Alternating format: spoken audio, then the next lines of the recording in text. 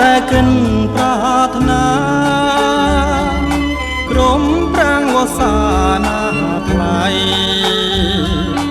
មិនថាយុគមិនថាថ្ងៃស្រនងអាឡ័យក្រុមគ្រា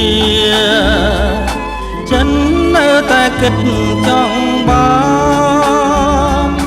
កលយានមករួមជាគ្នាក្រែងតែអូនមិនមេត្តាមិនព្រមស្នេហារូបបង